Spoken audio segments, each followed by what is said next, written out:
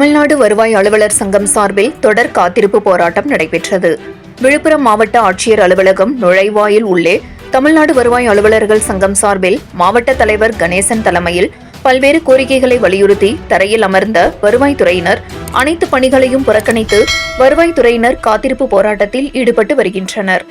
தமிழ்நாடு வருவாய்த்துறை அலுவலர் சங்கத்தின் சார்பில் ஓய்வூதிய திட்டத்தை ரத்து செய்து பழைய ஓய்வூதிய திட்டத்தை அமல்படுத்த வேண்டும். தொடர்ந்து தமிழ்நாடு வருவாய்த்துறையில் காலியாக உள்ள பணியிடங்களை நிரப்ப வேண்டும். மேலும் இளநிலை மற்றும் பொதுநிலை வருவாய் ஆய்வாளர்கள் பெயர் மாற்றம் தமிழக சட்டமன்றத்தில் அறிவிக்கப்பட்டு அரசாணை வெளியிடப்பட்டு 7 ஆண்டுகள் கடந்த நிலையில் இதற்கான விதி திருத்தம் மேற்கொள்ள தொடர்ந்து போராடி வருகிறோம். 3 ஆண்டுகள் மேற்பட்ட அலுவலர்கள் உதவியாளர்கள் பணியிடங்களை நிரப்ப இதுவரை தமிழக அரசு காலம் தாழ்த்தி வருகிறது.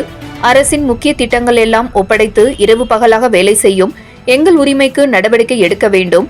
இன்று 2ஆம் கட்டமாக விழுப்புரம் மாவட்ட ஆட்சியர் அலுவலகம் உள்ளே தமிழ்நாடு வருவாய் அலுவலர்கள் சங்கம் சார்பில் மாவட்ட தலைவர் கணேசன் தலைமையில் தரையில் அமர்ந்த வருவாய்த்துறையினர் அனைத்து பணிகளையும் புறக்கணித்து வருவாய்த்துறையினர் காத்திருப்பு போராட்டத்தில் ஈடுபட்டு வருகின்றனர்.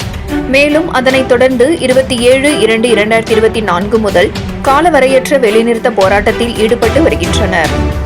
7 Green News செய்திகளுக்காக விழுப்புரம் மாவட்ட செய்தியாளர் எஸ். கலைக்குமார்.